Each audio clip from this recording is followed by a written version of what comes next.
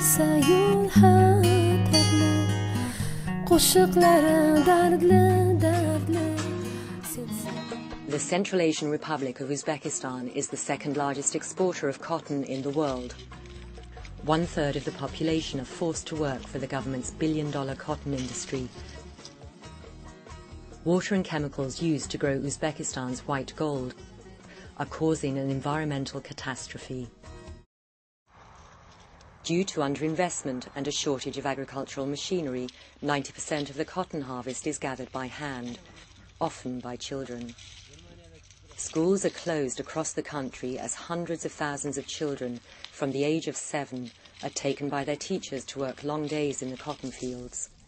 Many students have said that we are like slaves and we are tired, we want to go home, we are hungry, we are cold, but they cannot go because if they will refuse to go to take part of this cotton campaign, they can be fired from the university or college and they're afraid of course of it. O'tgan safar bir kun chiqadim, 50 so'm oldim. Siyosat, davlat buyuryapti, shunga chiqadi. Qachondan beri paxt beryapsiz? Anchadan. They are given no protective gear of any kind, so they'll be picking cotton in bare hands, usually in torn clothing, with sometimes nothing more than slippers or sandals on their feet. And this is very, very difficult work. It's back-breaking work. There's no drinking water given to them in many instances, and they resort to drinking right out of irrigation canals, which carries with all kinds of risks for waterborne infections and diseases. Each child is expected to achieve a daily quota. Usually, of course, they have to be paid, but at the end of the harvest, many of them, they even remained in debt because the amount of cotton which they collected is not enough to cover expenses of the state for their food and bed. Children are not the only victims of Uzbekistan's system of compulsory labour.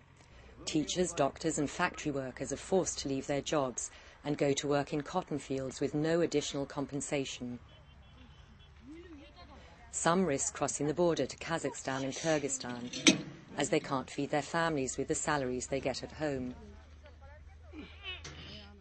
O'zbekdan oilalar maoshni kam to'laydi-da. Bu yerda ko'p paxtaga, klassiga qarab beradi, ko'pdan to'laydi. Albatta. O'zbekistonda pulimni vaqtida olsam, o'sha yerda ishlayman. Gazga, svetga pulimni vaqtida o'tkazsa, o'sha yerda ishlagan bo'lardim. Life for Uzbek cotton farmers is grim. They are forced to grow cotton and sell it to state-owned companies for a fraction of the market price. The state controls everything needed to cultivate the crop, so often expenses outweigh income, and despite their hard labour, farmers end up in spiralling debt. They would actually be much better off if they could just grow some crops to eat on the land instead of all this cotton, the proceeds from which just go to the very rich and already corrupt people who run the country.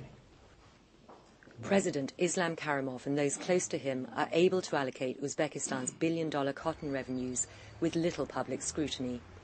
Karimov takes a ruthlessly authoritarian approach to all forms of opposition. In May 2005, government troops ferociously crushed a public demonstration in Andijan province.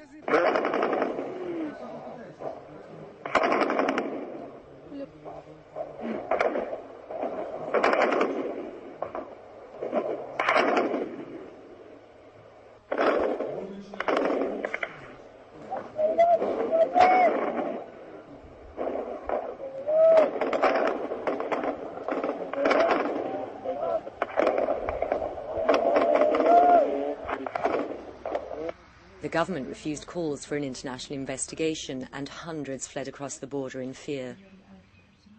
Shu erkaklarning o'ligi yotibdi.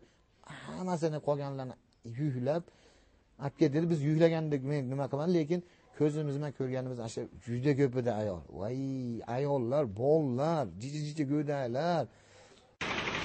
Europe buys 1/3 of Uzbek cotton, contributing $350 million annually to one of Central Asia's most brutal regimes.